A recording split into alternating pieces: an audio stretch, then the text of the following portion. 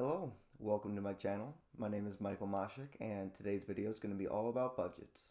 Hence the title of the video being Budgeting 101. You kind of expect that, I bet. I will start by explaining the importance of making a budget. Then I'll go over some tips to making your budget as successful as possible. I'll explain what format I used to making my budget, and then I will show you a sample budget that I put together. We'll go over it step by step. So let's get into the video. By just knowing where your expenses go, you are able to make that decision on whether that is important enough to keep spending money on. You might find that a monthly subscription that you don't use anymore, but you have automatic payments set up for it, you might not need that. So you might want to cut that out of your budget. Also, if you find out you spend too much money eating out, you might want to cook at home and save some money. All of these things you'll find out when making your budget if you haven't made one already. When creating your budget, you want to make sure your expenses do not exceed your income. I understand that's not always possible. Like sometimes you have to pay for the necessities, and sometimes, depending on the month, like during tax season and everything, the expenses can be higher than your income. That's fine for certain months. You want to try to get that lower, obviously. I understand that if you are in school and you don't have a job because you're just focusing on school, then how could your income be higher than your expenses? So I understand that. However, I would probably still get a part-time job for those college students, just because that part-time job can help pay for your food and maybe your clothing and all that other stuff. So might be a good idea to get a part-time job as well. A tip I have for making a budget is when I'm estimating how much income I'm going to have for each month, I like to underestimate, actually pretty hard. I really like to underestimate because of a few reasons. First, it's a safety reason. So I work hourly wage. So if I get sick or I get injured and I can't work for a little period of time, I have that. Since I underestimated, I'm not trying to fix my budget as we go. Another reason I like to underestimate my income is because it makes my budget a little more strict. So I have to pay for my rent and all those payments and everything. I get that out of the way, and then I have even less money to spend on stuff that I want. So that's a good way to make your budget tighter. And then the main reason why I underestimate is because all that extra money that I make is going to be saved flat out. I'm not going to touch any of that money. I'm going to pretend like it never existed, and I'm just going to save it. However, that's not going to be the only money that I'm saving, because I'm budgeting for saving as well. Like into my savings account, I'm budgeting for that. But on top of that, all that money that I made on top of my underestimated income is going to be saved flat out. The goal of a budget is to try to save as much money as possible, and this tip that I just shared with you is going to help with that, definitely. The online budget format that I use is called EveryDollar. It's the format that comes from Dave Ramsey. I use that one because I feel like it's the simplest, and it has a lot of cool features, and I'll show you that when I go through the sample budget later on as well. Another budget format that people use is mint.com. I heard a lot of people use that and really like mint.com. So those two are probably the two most simple budget formats out there. So right here I have my sample budget that I made for Big Saver. That's the name of the client we're helping today, Big Saver. So this is the income section of the budget. You can add different paychecks, or if you get paid different ways, you can add that. Just click add paycheck and change it to whatever you want to add. I'm just going to keep it as one because I have everything figured out already. So right below, after the income, everything else is expenses, including savings, which we'll come to later. So right here we got housing. I organized it in most important over on the right. That's the order we have. So housing, food, insurance, debt, which debt honestly should be number one. If you have any debt, pay that off as soon as possible. We got housing. Of course, some of you right now are looking at $500 and thinking that is really cheap, but that's sort of around what it's like around here. So we have $500 for rent. water 40, gas 40. As you can see, all the utilities. So we have that. And over on the right, it shows over here housing. That takes up 33% of the income. And it shows a little chart. 660. And you can always add items to each of these. Or you can move them as well if you wanted. Yep, for food, as you can see on the right, it's $135 total. And that's 7% of the income. That's going to be right there. $70 for groceries, $50 for restaurants, $15 for convenience is sort of around what I do. Some people spend a lot more money on groceries and restaurants and stuff, so try to be as careful with food as possible. It's easy to overspend on that.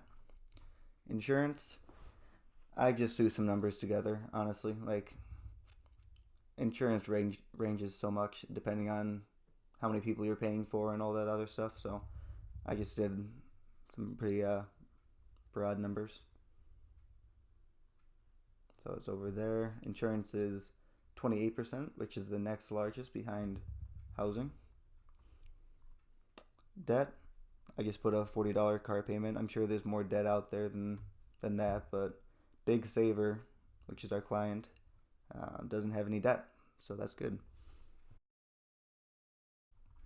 Transportation, $80 for gas, $100 maintenance. It's good to budget some maintenance every single budget, just in case. If you don't use it, just save that extra money. But car troubles do happen a lot, so you want to budget for that just in case. Let's see. Personal, we got the phone bill, $100. Could be more than that.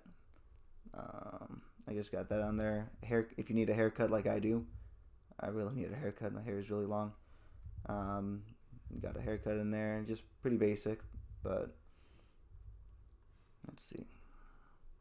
Church. So for EveryDollar, which is this budget that we're going off of, it automatically puts in a giving section because Dave Ramsey is really high on giving back,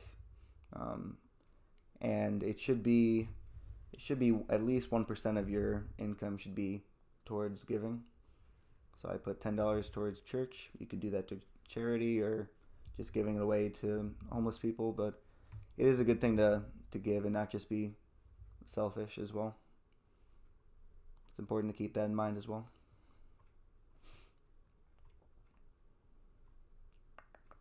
Lifestyle, if you have a pet, prepare to budget a lot of money towards pets. Pets are expensive. So are children, but pets are extremely expensive. This is that miscellaneous entertainment. On my own budget, I have a entertainment tab where I have like movie theater ticket, concessions, sports ticket, all that kind of stuff. So you can create different tabs as well. Health, if you have a gym membership, you could do that. Doctor visits, medicine, vitamins. This guy's pretty lazy. And then, you can always add groups down here. And then the savings should be at least 10% of your income. This guy is a big saver. That's his name. So he's saving 15%. So after, let me take this out actually. Okay. So I have what did I just do? The income over here is $2,000. And it's filling up with all the expenses, and it's a nice little pie chart. And then after you get all that done, there's that empty space. If you have any empty space, which you should have some empty space, fill that in with your savings. Dave Ramsey stresses that you have a emergency fund. Always put money towards that because you never know what's going to happen. But yeah, you don't have to put all of it towards emergency fund though. Just $100, $200 towards your saving account, which hopefully it's a high yield interest savings account. And put those there. And then I don't know why I'm pointing at the screen. The pie chart right there should be completely filled in. And you should have your budget then. See down here, $300 savings. Now, if you took the tip that I said earlier about underestimating your income, say he actually makes more than this, or even say he has a second job, he could just not plan that second job, not budget it, and then any money that he makes from that just goes straight into savings.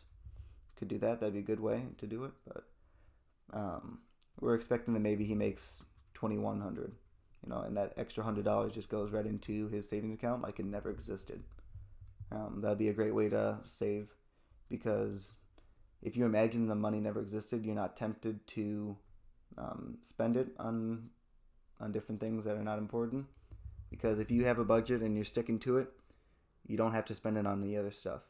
I understand there are miscellaneous expenses or unbudgeted expenses as well, but for the most part, you should be able to just imagine that never existed and move it right into a savings account.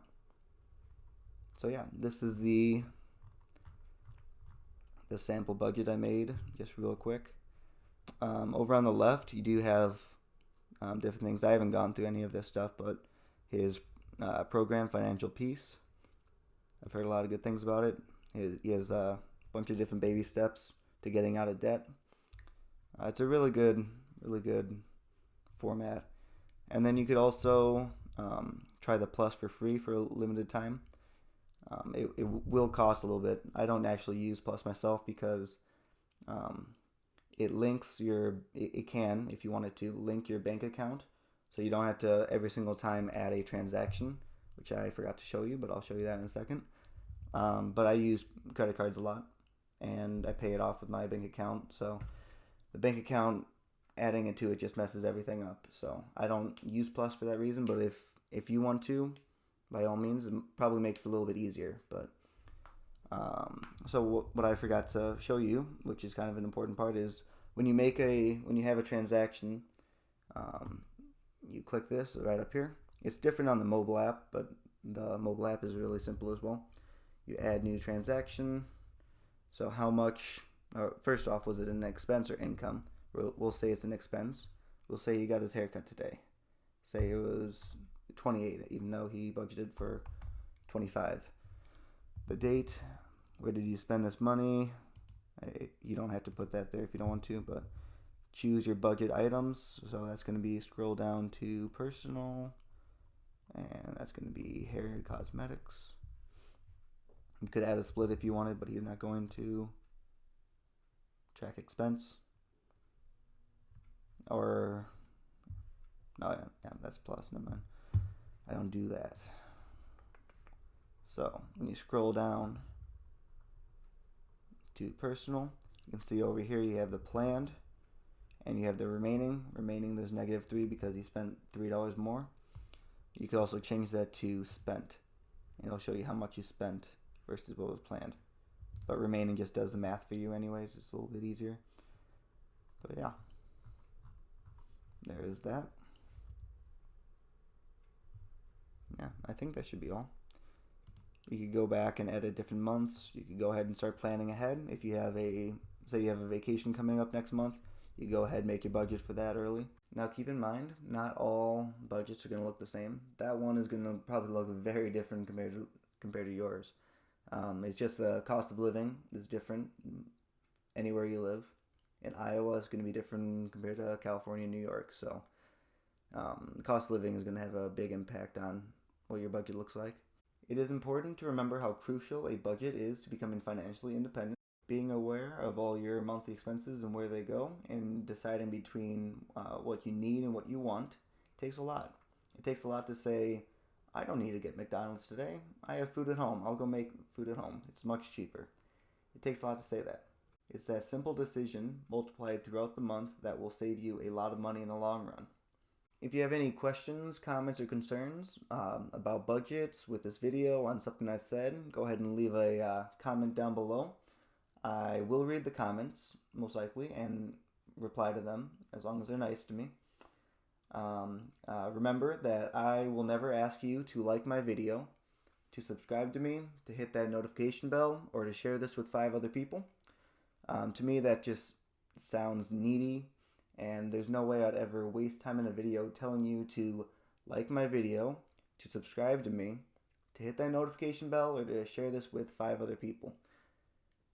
Yeah, I wouldn't do that. I just wanted to say one quick thank you. Thank you so much for clicking on my video. There's many other videos you could be watching on YouTube right now, but you're watching my video with no subscribers, most likely. It's impressive.